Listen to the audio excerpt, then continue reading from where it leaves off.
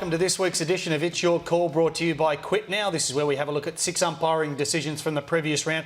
And who better to have alongside of me on a Tuesday afternoon than the AFL's umpiring manager, Jeff Geeshan. Welcome, Geesh. Good to be here again, Wayne. Another big weekend, some contentious issues, one that we'll talk to you a little bit later on, but more importantly to you at home. This is where you can get involved at AFL #YourCall. Pick out a decision from the previous round, send them through, and Geesh and I'll pick out 2 to have a look at as we work our way through 6 decisions from the previous round. Well, it was round 4, big game of football right across the country, West Coast taking on Hawthorn at Patterson Stadium, and there was a contentious one during the game, and that was Luke Shuey being paid for a deliberate out of bounds. Yeah, it was a rather contentious issue, and we see Shuey pick up the ball right in the middle of centre-half back. Where does the ball go? It bounces just inside the line, smack bang in the middle of the wing. So I think we actually see a bit of footage where the interchange steward caught the ball. So under those circumstances, what we know is Shuey's trying to clear the area, but he's made no attempt to keep the ball in play. It's a powerful, long kick straight to the boundary. We've got a little bit of a history of paying those, and it's all about asking the players and wanting the players to try and keep the ball in play where they possibly can. Commentators may have got that wrong because there was some on-air arguments during the course of that particular decision that it was a bad bounce. But as you rightly pointed out, it bounced just inside the boundary line and there was no other supporting player near where the ball bounced. Yeah, and that's part of the criteria. We ask the players to try and keep it in play, and we give them benefit of the doubt if there is a teammate in the vicinity or if they're heading towards their goals. But in this case, it was neither.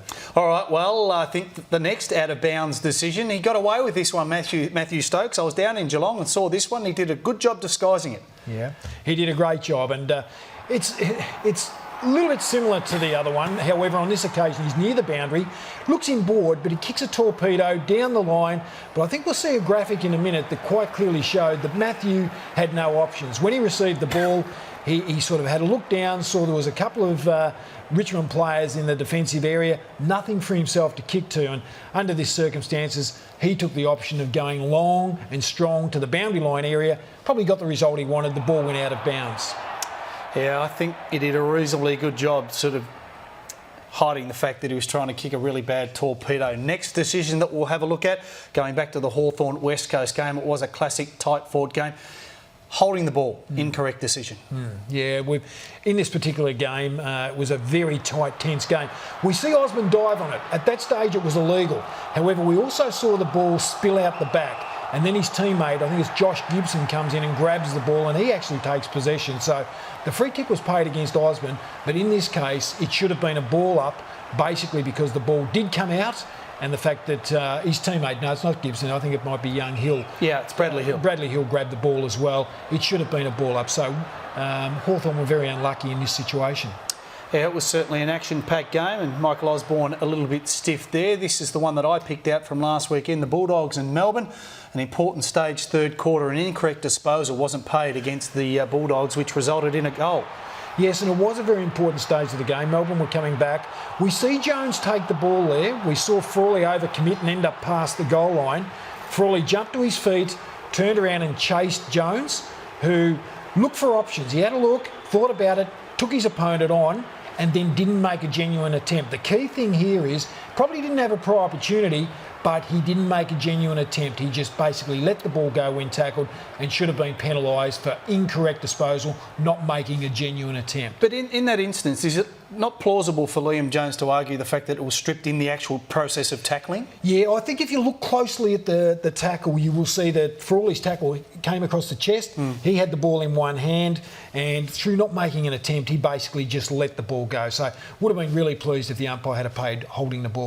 Demons would have loved to have got that one back. Well, as we said, you can get involved on Twitter at AFL #YourCall. Pick out a decision. We'll pick 2 every week. We're going to start with the first of this week's 2. And this one comes, I'm not sure if it's from Ryan O'Keefe from Sydney, maybe another Ryan O'Keefe. He wants to have a look, Geesh, at a sling tackle that was incorrectly paid against the Bombers on the weekend. Yeah, the Bombers were stiff here. We can see the player grab Betts by the back of the jumper and basically just pull him around.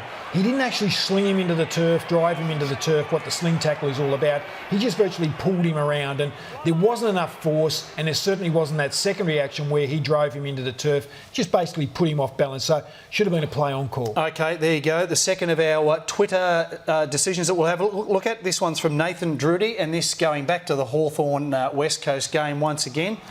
Concerns the Selwood boys. They've drawn a fair bit of attention. I know that this is a burning issue in AFL football right now. What's your take on these? Yeah, look, it is a burning issue. There's a lot of people talking about it, but we say, and we don't make any apology for the fact that, one, we want to protect the ball player. So the player who's got after the ball and has the ball, we want to protect him. Secondly, we always want to protect the head, and we will always continue to do that. I think out of this, what we need to say to the players who are pursuing the player with the ball is, you've got to get as low as you can. You've got to try and get to the hips.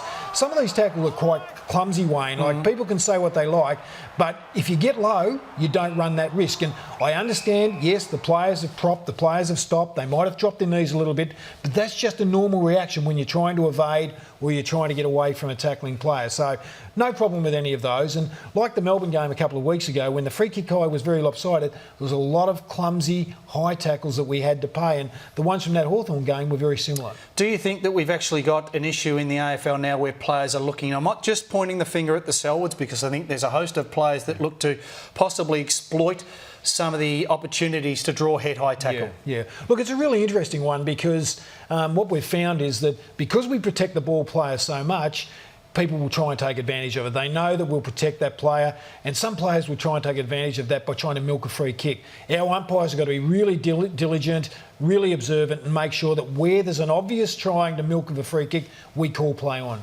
What about the issue, I know that I don't want you to comment on the Lindsay Thomas case tonight, but I want you to talk about knees and players coming into a contest with their knees and the potential for injuries, and whether or not this is a grey area that the Rules Committee have looked at seriously, and where do we see it going moving forward? Look, this is a really interesting one, and one that we believe has been a trend emerging. It's been coming for the last 3 or 4 years. We've been watching it closely.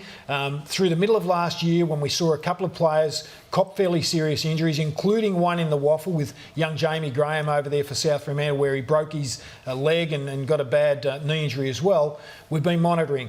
We know clubs are training for it. We know it's a tactical thing to try and exploit